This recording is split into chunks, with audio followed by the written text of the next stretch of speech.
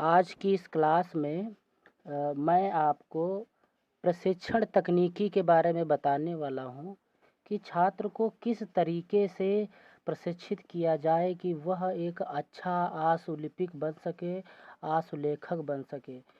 क्योंकि जो प्रशिक्षक होता है उसके अंदर अगर अच्छी प्रशिक्षण प्रतिभा नहीं होगी, बच्चों को अच्छी तालीम देने का सही ढंग नहीं होगा, तो वह अच्छे आशुलिपिक उनके द्वारा तैयार कर पाना बड़ा ही संभव नहीं हो पाएगा। इसलिए आज का जो टॉपिक है वो टॉपिक है प्रशिक्षण तकनीकी कि प्रशिक्षण तकनीकी किस तरीके से होनी चाहिए, कैसे कैसे हमको छात्रों को सिखाना है जिससे वो उसमें सीखने में उनको रुचि हो और वो मन लगा करके सीखें और आगे चल करके एक अच्छे आशुलिपिक के रूप में जाने जाएं। तो उसके पहले आपको थोड़ा सा जानना है कि आशुलिपि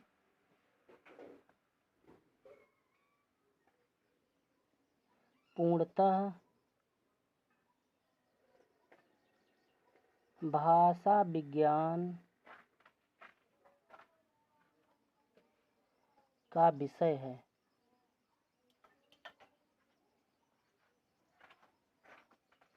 केवल इसकी लिपि भिन्न है।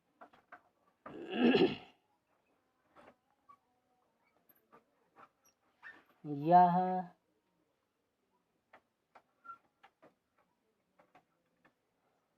तुकबंदी या नियमों का संकलन नहीं है,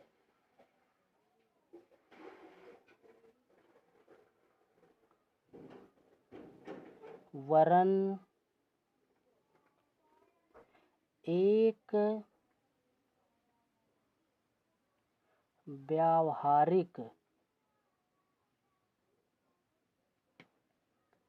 लिपि विज्ञान है। लिपि विज्ञान है जिसका लक्ष्य वक्ता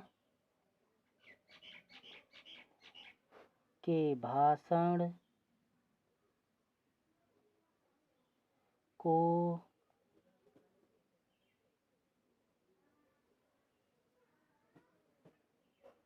अधिकतम गति पर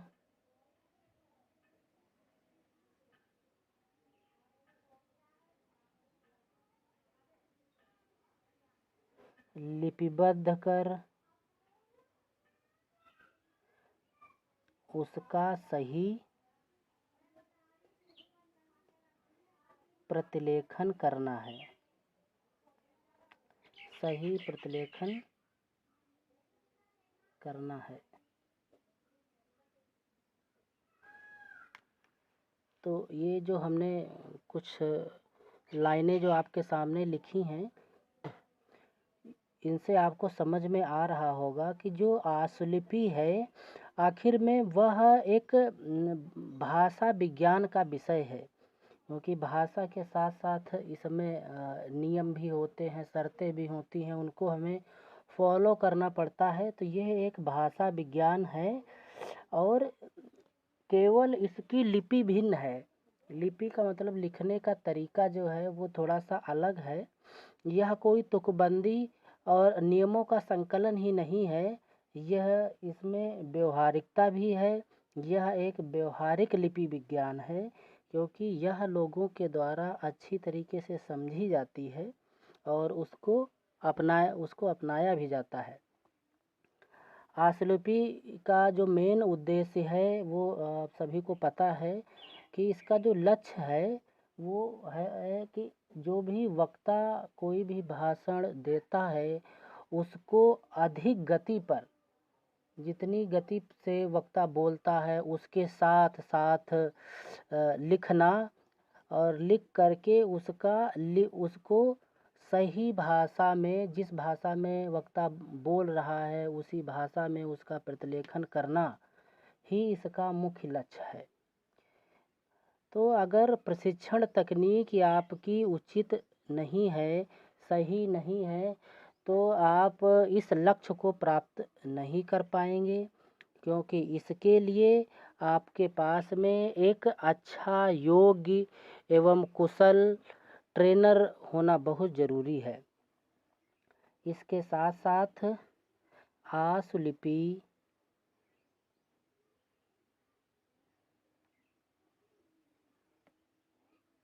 के प्रशिक्षक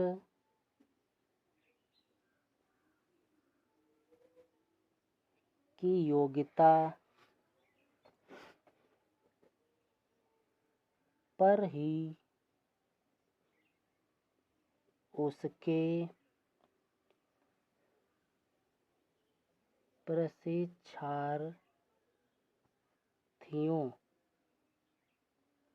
प्रशिक्षार्थियों की कुशलता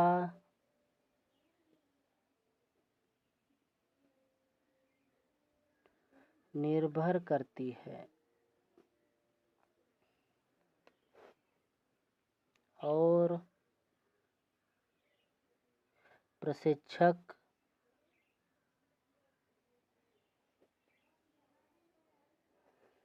का मूल्यांकन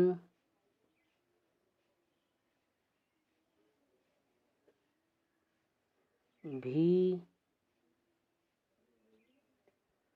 उसके प्रशिक्षार्थियों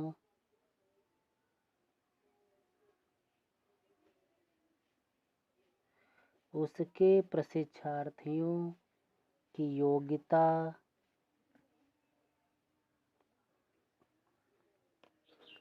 व कुशलता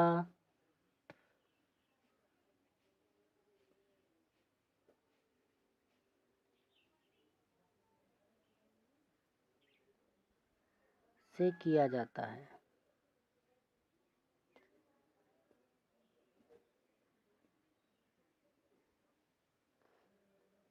इसके लिए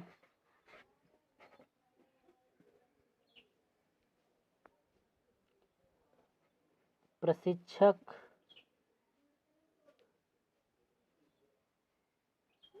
का कर्तव्य है कि वह आशुलेखकों के लिए स्वयं प्रेरणा का आधार बने।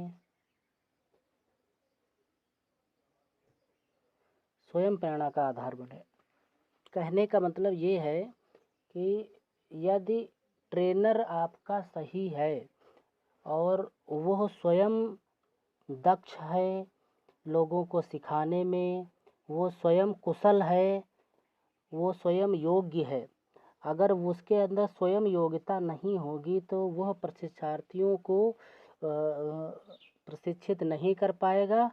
इसलिए जो प्रशिक्षक की योग्यता पर ही प्रशिक्षार्थियों की कुशलता निर्भर करती है।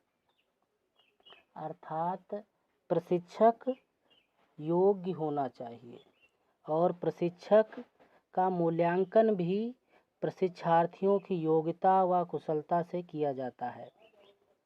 यदि प्रशिक्षक समय समय पर अपना मूल्यांकन करता रहे कि हमें अब और क्या अपने अंदर इम्प्रूव करना है, जिससे कि हमारे जो छात्र हैं वो और योग्य और कुशल हो सकें, यदि ऐसा प्रशिक्षक है तो ये इसमें कोई संशय नहीं होगा कि जितने प्रशिक्षार्थी हैं वो आगे चल कर के योग्य और कुशल होंगे।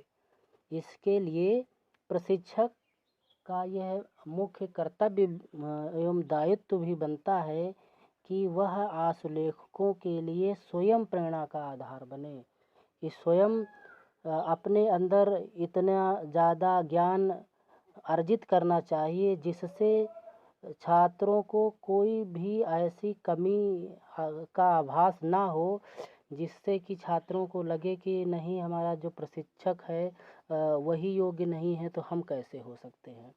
तो ये मेन बात ये है कि प्रशिक्षक योग्य होना चाहिए, तभी आप अच्छी तरीके से आशुलेखक बन सकते हैं। तो उसके लिए क्या क्या करना चाहिए उस पर थोड़ा सा आप लोग ध्यान दीजिएगा। प्रशिक्षक को चाहिए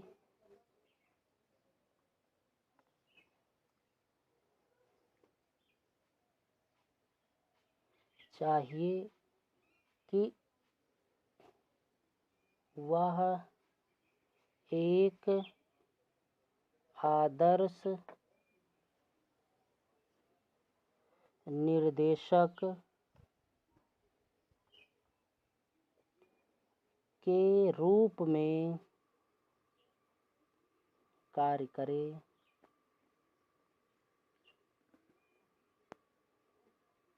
और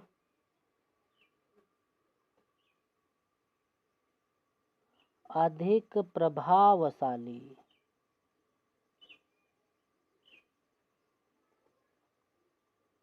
छात्रों के लिए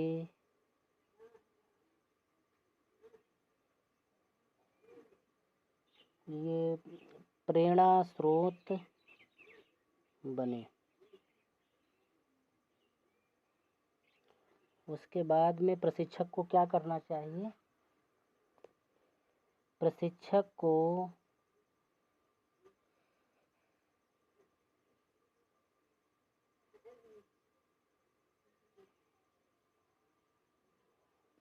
नियमित रूप से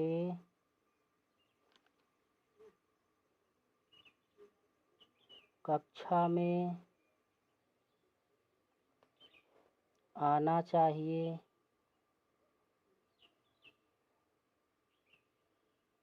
और छात्रों के दैनिक कार्यों का परीक्षण करना चाहिए।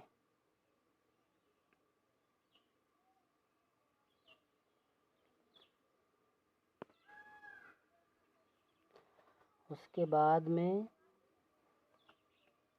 छात्रों द्वारा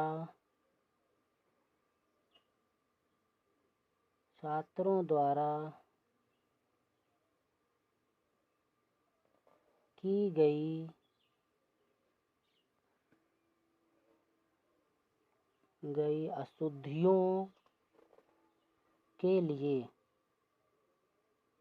अशुद्धियों के लिए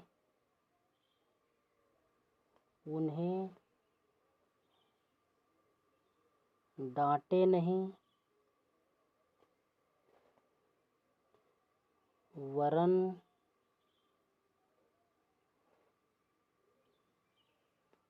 उन अशुद्धियों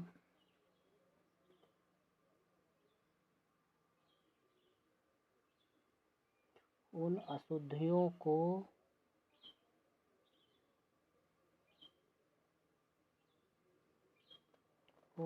सुधारने के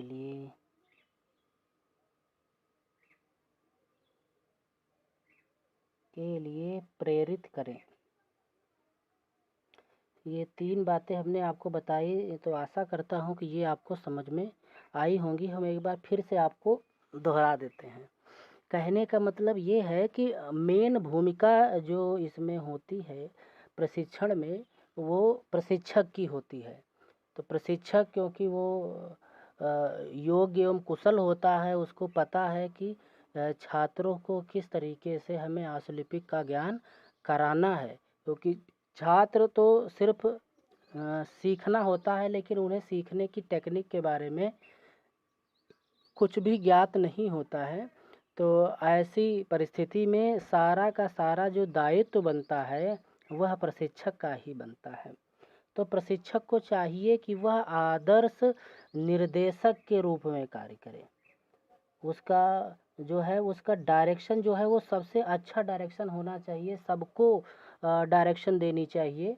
क्लास में जितने भी बच्चे हों हर बच्चे को समय देना चाहिए, क्योंकि क्लास में सभी को बराबर समझ में नहीं आता है। सबकी जो कैचिंग पावर है वो सबकी अलग अलग होती है। कोई बात किसी को समझ में आती है, किसी को नहीं पहले से पता होता है, कुछ को पहले से पता होता है। तो वहाँ पर प्रयास करना चाहिए कि सभी बच्चों को साथ में ले कर के चलें। तो ये तभी संभव है जब आप सभी को बराबर डायरेक्शन देंगे। तो जो आपका जो निर्देशक का कार्य है वो बहुत ही अहम भूमिका निभाता है, क्योंकि जब डायरेक्शन गलत होगी तो बच्चे तो गलत दिशा में जाएंगे। और अधिक प्रभावशाली छात्रों के लिए प्रेरणा स्रोत बने। क्लास में क्या होता है कि कुछ बच्चे मीडियम होते हैं, कुछ लोगों का बौद्धिक स्तर काफ़ी ज़्यादा अच्छा होता है। तो ये प्रयास करें कि जो ज़्यादा प्रभावशाली छात्र हैं उनको और ज़्यादा प्रेरित करने का प्रयास करें। और जो बच्चे बिल्कुल नए हैं, जिनका अभी बौद्धिक स्तर प्रशिक्षण के प्रति थोड़ा सा कम है, उनको और ज़्यादा ऊर्जावान करने का प्रयास करें, जिससे जो कमज़ोर बच्चे हैं, जो अभी उस लाइन से थोड़ा सा विमुख हैं, वो भी प्रभावशाली छात्रों की श्रेणी में आ जाएं। ऐसा प्रशिक्षक को करना चाहिए। उसके बाद में क्या है कि आशुलिपि एक ऐसा विषय है जिसमें प्रैक्टिस जो है वो कंटिन्यूअस होनी चाहिए। तो ऐसे में प्रशिक्षक को रेगुलर क्लास में आना चाहिए।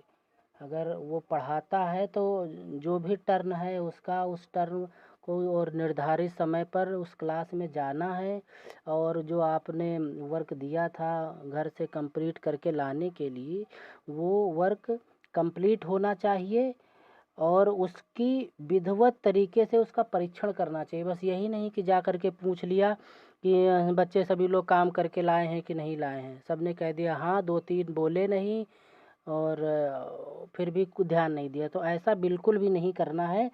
प्रशिक्षक को हर एक छात्र की नोटबुक चेक करनी है, और जहाँ पर गलतियाँ हैं, त्रुटियाँ हैं, उनको इंगित करना है, और उन्हें प्रेरित करें, उन्हें उकसाने का प्रयास करें, उनके अंदर ऊर्जा भरने का प्रयास करें कि आप नहीं, आप सभी लोग अच्छी तरीके से कर सकते हैं आप इसको, और आप करें, और उनको फिर से समझाने का प्रयास करें। उन्हें बार बार बताएं कि आप उन्हें यह सिखाने के लिए तत्पर हमेशा रहेंगे।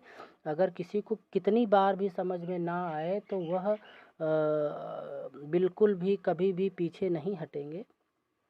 इससे होता क्या है कि जब एक प्रशिक्षक छात्र के बीच में एक रिलेशनशिप तैयार हो जाती है, एक बॉन्डिंग सी बन जाती है, तो छात्र बार बार उस विषय को सीखने के लिए उन्मुख होता है। उसे बार बार जानने के बारे में उसके अंदर जिज्ञासा उत्पन्न हो जाती। वो एक जिज्ञासु की तरीके से उस विषय में अपना तन मन लगा देता है। तो नियमित तरीके से कक्षा में जाना चाहिए, और जो कार्य है उसका प्रशिक्षण ज़रूर करना चाहिए। और उसके बाद में जो अहम बात ये है कि जो छात्र ने जो त्रुटियां की है, जो अशुद्धियां उसके उसमें नोटबुक में हुई हैं आशुलिपि लेखन में, तो होता क्या है, अक्सर छात्र टीचर क्या करते हैं, बताते हैं, जब छात्र को समझ में नहीं आता वो नोटबुक चेक कराते हैं तो टीचर लोग डांटने लग जाते हैं। जिससे होता क्या है कि छात्र तो पढ़ने के लिए आपके पास आया है, वो पढ़ना चाहता है तभी आपके पास में आया है, लेकिन वहाँ पर टीचर को ऐसा लगता है कि हमको आता है और हम समझ गए और तुम समझ नहीं पा रहे हो। तो इसमें कहीं ना कहीं हो सकता है कि टीचर की ही गलती हो, कि वह कुछ इस तरीके से समझा ही नहीं पा रहा है कि जो छात्र है उसको अच्छी तरीके से समझ में आ जाए। तो थोड़ा सा अपना भी मूल्यांकन करना चाहिए कि मेरे में तो कहीं कोई कमी नहीं है, कि हम किस तरीके से, किस टेक्निक से समझाएं कि छात्र अच्छी तरीके से समझ जाए। तो छात्र के द्वारा जब कभी भी अशुद्धियाँ हों, गलतियाँ हों, तो उनको डांटे नहीं, वरन उन अशुद्धियों को सही करने के लिए उनको प्रेरित करें और उन्हें बार बार समझाएं कि कोई बात नहीं, अशुद्धियाँ हो गई हैं, होती हैं, और ये इसलिए हो गई हैं, और उनसे जानने का प्रयास करें कि आपने ऐसा क्या किया, आपने यहाँ पर क्या समझा जिसकी वजह से आपने ये यहाँ पर किया। वो बताएगा, फिर आप उन्हें बताएं कि नहीं, ऐसा नहीं, यहाँ पर इस तरीके से करेंगे तो आपके अंदर ये जो त्रुटियाँ हैं वो आपसे सही हो जाएंगी।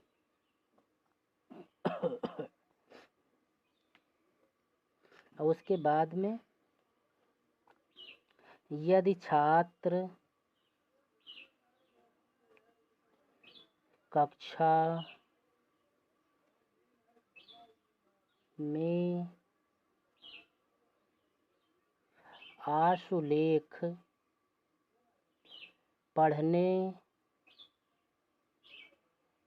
से घबराते हैं या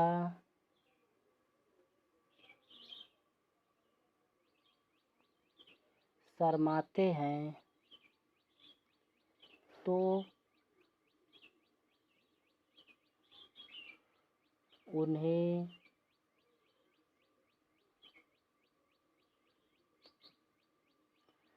प्रशिक्षक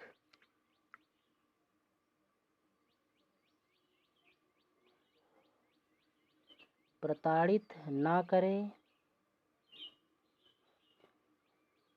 और ना ही उन्हें हंसी का पात्र बनाएं।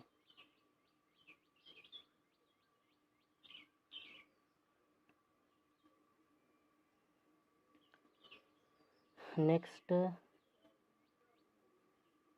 छात्रों को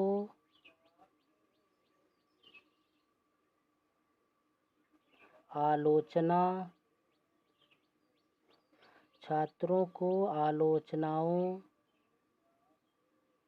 से ना डरने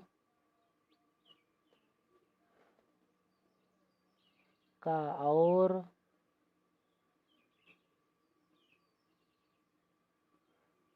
उनमें आत्मविश्वास तथा साहस जुटाने का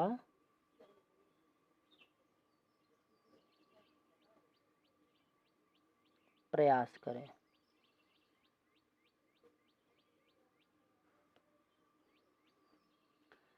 नेक्स्ट,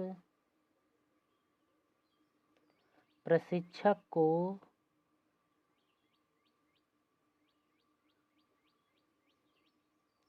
अपने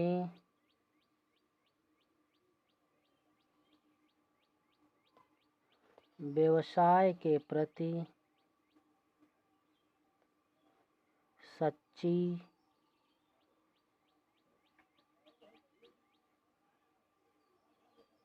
लगन होनी चाहिए,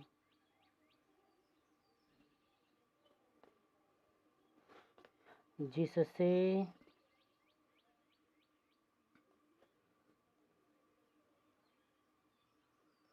उसकी और उसके व्यवसाय की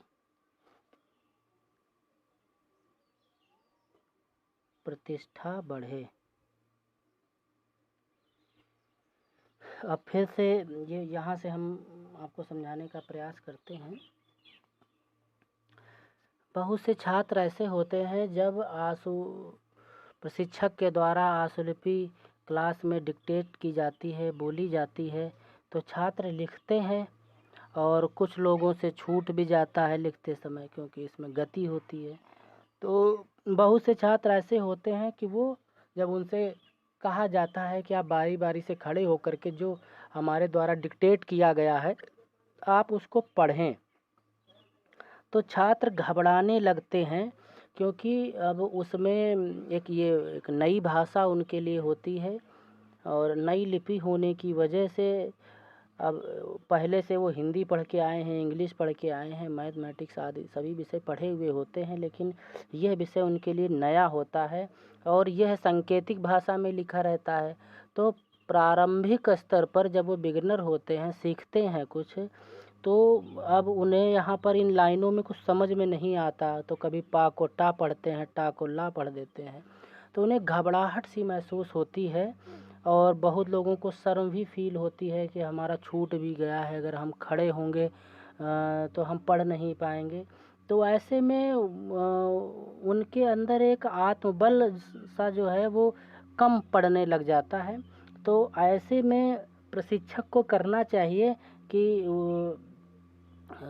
उनको बिल्कुल भी प्रताड़ित ना करें और ना ही उनको किसी का हंसी का पात्र बनने दें कि अगर क्लास में 4 बच्चों ने लिख लिया और 2 बच्चे नहीं लिख पाए तो आप उनको क्लास में खड़ा कर दें और कहें कि देखो ये खड़े हुए हैं 2 महानुभाव और इन्हें लिखना भी नहीं आता, पढ़ना नहीं आता। यदि आप ऐसा करेंगे और उनको हंसी का पात्र बनाएंगे तो उनके अंदर मैं ये पूरे श्योरिटी के साथ मैं कह सकता हूँ कि इस विषय के प्रति उनके अंदर एक ग्लानि सी उत्पन्न हो जाएगी और वो कभी भी इस विषय को सीख नहीं पाएंगे। इसलिए प्रशिक्षक का ये पूरा दायित्व बनता है कि जब छात्र पढ़ने से घबराएं या शर्माएं या कोई त्रुटियां उनसे हो रही हैं बार बार, तो उनको दंडित भी ना करें और हंसी का पात्र तो बिल्कुल भी ना बनने दें, क्योंकि ऐसा करने पर उसके हमें विपरीत असर देखने को मिल सकता है और यह कार्य एक प्रशिक्षक को शोभा भी नहीं देगा कि एक प्रशिक्षक के द्वारा पढ़ाए जाने पर भी छात्र अच्छा नहीं कर पा रहे हैं। अगर ऐसा कुछ हो रहा है बार बार तो इसमें प्रशिक्षक ही इसके लिए जिम्मेदार होगा, ऐसा मेरा मानना है। उसके बाद में छात्रों को आलोचना से ना डरने दें कि आलोचना कोई करेगा कि हम लिख नहीं पाते हैं तो उसका दोस्त जो है वो उसकी आलोचना करेगा, और ना ही टीचर को उसकी आलोचना करनी चाहिए, ना ही अन्य जो छात्र स्टूडेंट हैं उनके द्वारा ही उसकी आलोचना की जानी चाहिए। क्योंकि अगर आलोचना होती है तो आत्मविश्वास उनका डगमगा जाएगा। तो प्रयास यहाँ पर यही होना चाहिए कि आत्मबल बढ़ाने का, उनके अंदर आत्मविश्वास पैदा करने का, साहस जुटाने का प्रयास एक अच्छे प्रशिक्षक को करना चाहिए। यदि आप ऐसा करने में सक्षम हैं और सफल हो जाते हैं तो आप एक अच्छे प्रशिक्षक के रूप में ज़रूर जाने जाएंगे और जो आपके स्टूडेंट हैं वो ज़रूर कुछ न कुछ इस क्षेत्र में ज़रूर कर पाएंगे। क्योंकि प्रशिक्षक को अपने व्यवसाय के प्रति सच्ची लगन होनी चाहिए। यदि आप चाहते हैं कि नहीं मैं जिन छात्रों को पढ़ाऊं वो बहुत ही होनहार हों, तो जब तक आप होनहार नहीं होंगे, आपके अंदर अपने कार्य के प्रति लगन नहीं होगी, तब तक मुझे नहीं लगता कि आपके द्वारा जो कार्य किया जा रहा है प्रशिक्षण का, उसमें 4 चांद लगेंगे। तो सबसे पहले अपने ऊपर थोड़ा सा ध्यान दें कि ये हमारे में जो कमियां हैं पहले वो स्वयं की दूर कर ले, जिससे कि छात्रों को उससे कोई भी नुकसान ना हो। और अगर आपके अंदर सच्ची लगन है तो जो भी आप कार्य कर रहे हैं उसमें आपकी प्रतिष्ठा बढ़नी ही बढ़नी है और आपको लोग सराहेंगे इस कार्य के लिए। तो नेक्स्ट देखते हैं, यदि छात्र का भाषा ज्ञान कम है, भाषा ज्ञान कम हो तो उसे भाषा की वर्तनी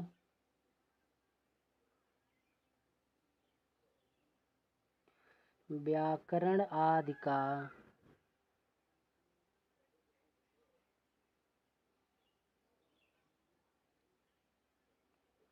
सुधार करने के लिए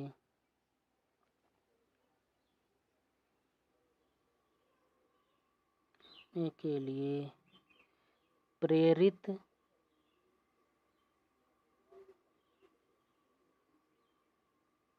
करना चाहिए। नेक्स्ट, कहा जाता है कि अच्छा प्रशिक्षक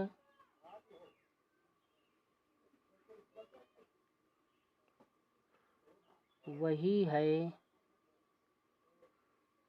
जो जिज्ञासु हो और अपने विषय व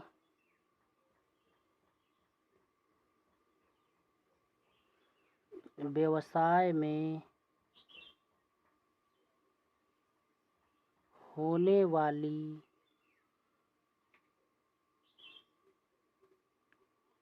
प्रगति और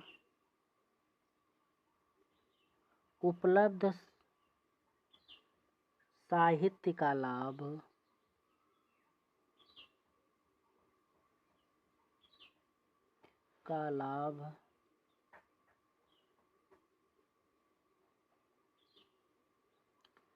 स्वयं भी उठाए और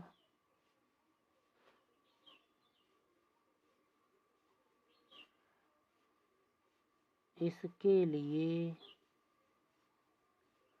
छात्रों को भी प्रेरित करे।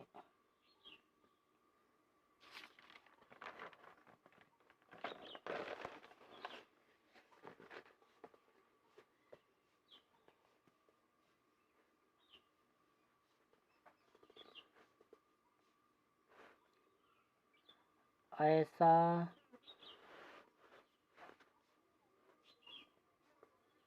करने से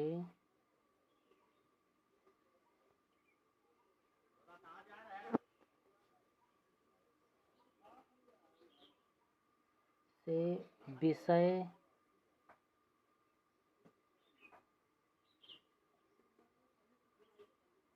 नीरस होने के बजाय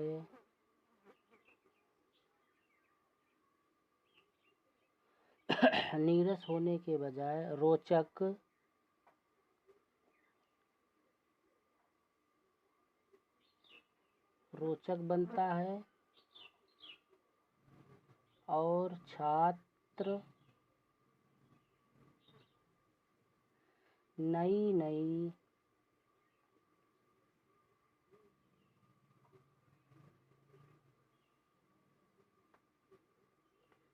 नई उपलब्धियों व साहित्य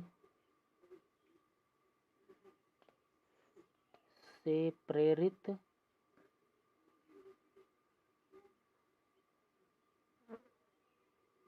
होते रहते हैं।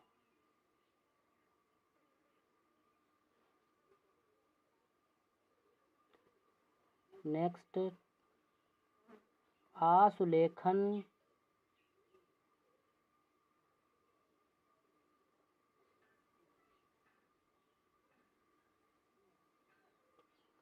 संबंधी सभी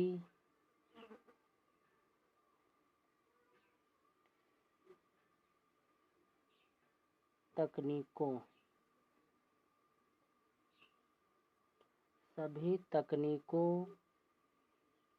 की जानकारी छात्रों को समझानी चाहिए।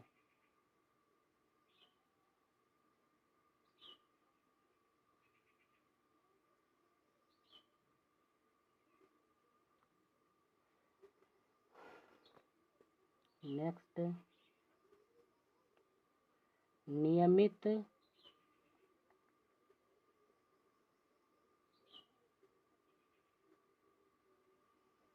लेखन व प्रतिलेखन कर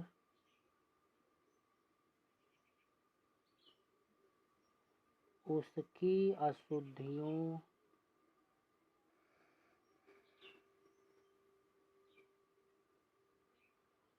अशुद्धियों का निराकरण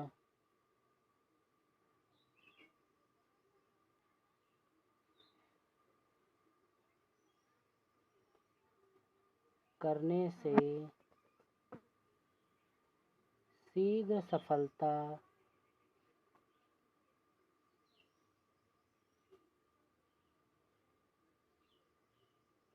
प्राप्त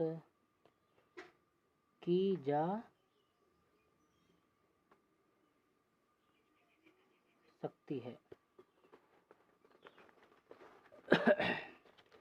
अब ये पॉइंट हमने आपके सामने रखे हैं।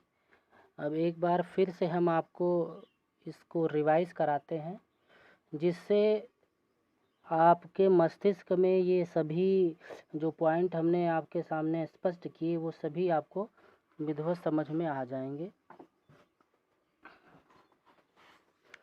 सबसे पहली बात ये कि प्रशिक्षण तकनीक का जो सारा दारोमदार है, जो समस्त जो कार्य है वो एक प्रशिक्षक के ऊपर निर्भर करता है।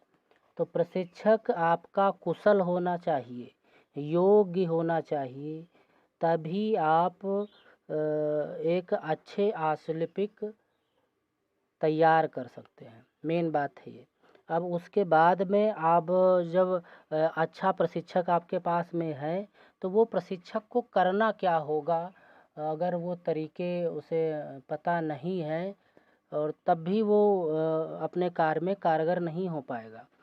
तो सबसे पहले करना क्या है कि एक प्रशिक्षक को जितने भी छात्र हों उन सबको अच्छी डायरेक्शन देनी है कि उन्हें क्या करना है, कितनी मेहनत करनी है, कितना प्रैक्टिस करनी है, इसकी कितने वाक्यांशों का लेखन करना है, कितने शब्दाक्षरों का लेखन करना है, कितने घंटे उनको पढ़ने चाहिए। डायरेक्शन जो होनी चाहिए वो बिल्कुल एक्सीलेंट परफेक्ट वाली डायरेक्शन होनी चाहिए, तभी आप प्रभावशाली छात्रों के लिए प्रेरणा स्रोत बन सकते हैं। क्योंकि छात्र तो सीखने जाता है, जब तक उसको एक उचित डायरेक्शन ही नहीं मिलेगा, मार्गदर्शन ही नहीं अच्छा मिलेगा, तब तक तो छात्र को तो पता ही नहीं, क्योंकि विषय नया है। तो वहाँ पर मेन जो भूमिका होती है वो एक निर्देशक की होती है। तो निर्देशक के रूप में प्रशिक्षक को कार्य करना चाहिए। उसके बाद में इस कार्य में कंटिन्यूटी बनी रहनी चाहिए। अगर कंटिन्यूअस आप इसमें प्रशिक्षण नहीं छात्रों को देते हैं और उनकी कॉपी को रेगुलर चेक नहीं करते हैं तो आप इस कार्य में सफल नहीं हो सकते हैं, आप फेल हो जाएंगे। तो इसमें रेगुलर उनकी क्लास में जाएं और उनकी कॉपी को चेक करें, क्योंकि छात्र हैं, अगर आप उनकी कॉपी को रेगुलर नहीं चेक करेंगे तो उनको तो आदत सी बन जाएगी कि सर तो देखते ही नहीं हैं, आज आएंगे कल हो सकता है ना आए, कह देंगे आज मेरा ये काम रह गया। तो रेगुलर उनके अंदर एक ऐसा फ्लो आपको उत्पन्न कर देना है कि वो बिना कहे हुए उतना काम रेगुलर करके लाएं और आपसे चेक भी करवाएं। और अगर किसी के उसमें कोई त्रुटि होती है तो उस त्रुटि का सुधार करने के लिए उसे प्रेरित करें, उसे डांटे नहीं, क्योंकि डांटने पर फिर हो सकता है कि वो विमुख हो जाए, इस भाषा को ना सीख सके, उसके अंदर एक ठेस सी लग जाए, और ऐसा उसके अंदर बिल्कुल भी नहीं करना है। तो एक आदर्श आशुलेखक वही है जो पूरा प्रयास करे कि किसी भी तरीके से उसको अपने छात्र को सिखाना है, चाहे उसे कुछ करना पड़े। तो डांटना नहीं है, क्योंकि मारने से किसी को कुछ सिखाया नहीं जा सकता है। जो भी है सब प्यार से उसे ही सिखाना है, समझाने का प्रयास करना है। उसके बाद में जब प्रशिक्षक के द्वारा आशुलिपि का लेखन लिखने के लिए उन्हें डिक्टेट किया जाए, फिर अगर कोई छात्र उसमें पढ़ने से घबराता है या कुछ छात्र पढ़ने से शर्माते हैं, तो उन्हें बिल्कुल भी प्रताड़ित ना करें, दंडित ना करें और हंसी का पात्र भी ना बनने दें और ना ही बनाएं उन्हें, है ना। क्योंकि ये जो शर्म होती है वो सबको थोड़ी थोड़ी लगती है, लेकिन जैसे जैसे वो आज थोड़ा सा खड़ा हुए, कल खड़ा हुए, परसों खड़े किए आपने और उनसे बातचीत आपने की, तब वो उनके अंदर जो हिचकिचाहट है ये अपने आप ही दूर हो जाएगी और वो आपको एक आदर्श प्रशिक्षक के रूप में जानने भी लगेंगे। उसके बाद में छात्रों को आलोचना से ना डरने का और ना उनमें आत्मविश्वास और साहस जुटाने का प्रयास करें। उन्हें आलोचनाओं से बिल्कुल भी ना डरने दें और उनके अंदर आत्मविश्वास और साहस जुटाने का प्रयास करें। आप किसी छात्र के द्वारा आलोचना बिल्कुल भी ना होने दें उस छात्र की जो पढ़ने में थोड़ा सा वीक है, और ना ही आप करें। और आत्मविश्वास उसके अंदर कूट कूट करके आप भरें और उसे साहसी बनाने का प्रयास करें। और उसके बाद में जो मुख्य बात ये भी है कि प्रशिक्षक को अपने व्यवसाय के प्रति सच्ची लगन होनी चाहिए कि अब हमें इन बच्चों को सिखाना है, तो चाहे कैसे भी सिखाना हो, चाहे उनके लिए पहले से स्टडी आपको एक्स्ट्रा करनी पड़े, उनके लिए नोट्स तैयार करने पड़ें, आप वो सभी प्रयास करेंगे, चाहे बच्चों को एक्स्ट्रा टाइम देना पड़े। आपके अंदर सच्ची लगन है तो आप अपने कार्य में बिल्कुल सफल होंगे और आपके छात्र भी सफल होंगे और आपको अपने व्यवसाय में प्रतिष्ठा मिलेगी। उसके बाद में बहुत से छात्र होते हैं, उनकी जो भाषा होती है कुछ कमज़ोर होती है, भाषा का ज्ञान उनके अंदर कम हो सकता है, उनके वर्तनी पाई मात्राओं स्वरों का ज्ञान अगर उन्हें नहीं है, वर्तनी उनकी गलत है, व्याकरण का ज्ञान नहीं है, तो उनको उनमें सुधार करने के लिए प्रेरित करें कि कोई बात नहीं है, आप पढ़ें, भाषा को भी पढ़ें, व्याकरण का जो पुरानी पुस्तकें हैं उनको भी रिवाइज़ करें और अगर उन्हें कुछ आपसे पूछना है तो आप ज़रूर उनको अतिरिक्त समय दे करके गाइड करें। क्योंकि जब तक भाषा का ज्ञान अच्छी तरीके से नहीं होगा, आशुलिपि में कुछ कर पाना संभव सा नहीं प्रतीत होगा। उसके बाद में कहते हैं कि जो अच्छा प्रशिक्षक वही होता है जो जिज्ञासु हो, जिसके अंदर स्वयं जानने की कुछ न कुछ इच्छा बनी रहती है कि ये कैसे होगा, ये होगा तो ऐसे क्यों हुआ और हम इसको ऐसे क्यों नहीं कर सकते हैं। तो अगर वो जिज्ञासु है और वह अपने विषय व व्यवसाय में होने वाली प्रगति और उपलब्ध साहित्य का स्वयं भी लाभ उठाए कि हमारे पास जो और भी साहित्य हैं, पुस्तकें हैं, लाओ इनको और भी हम अध्ययन करें जिससे हम अपने छात्रों को और भी लाभान्वित कर सकते हैं। तो ऐसा अगर प्रशिक्षक है, वो उसके अंदर जिज्ञासा है, तो उसके छात्र हैं वो भी अपने प्रशिक्षक से प्रेरित होंगे और उनके अंदर भी जो ज्ञान का भंडार है वो उसकी वृद्धि होगी। और ऐसा करने से जो विषय है, क्योंकि आशुलिपि का जो विषय है इसमें प्रैक्टिस बहुत करनी पड़ती है, सब्जेक्ट बिल्कुल नया है। जैसे हम जब प्रारंभ में कोई बच्चा छोटा होता है, पढ़ना स्टार्ट करता है, तो वो LKG UKG nursery pre nursery 1 2 3 4 ऐसे 9 10 तक पढ़ता है उन्हीं भाषाओं को, हिंदी इंग्लिश मैथ। तो उसके बाद में वो उसके लिए विषय पुराना हो जाता है, नया नहीं रहता है। लेकिन यह जब व्यक्ति इस विषय में आशुलिपि के क्षेत्र में आता है तो बिल्कुल नया विषय होता है। तो अगर आप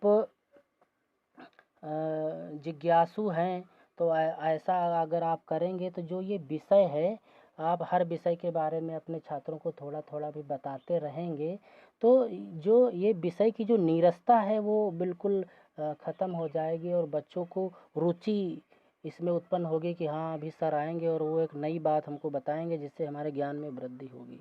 तो छात्रों को नई उपलब्धियों व साहित्य से भी प्रेरित करते रहें, जिससे कि वो भी उनके अंदर भी ज्ञान का जो भंडार है वो उसमें वृद्धि होती रहे।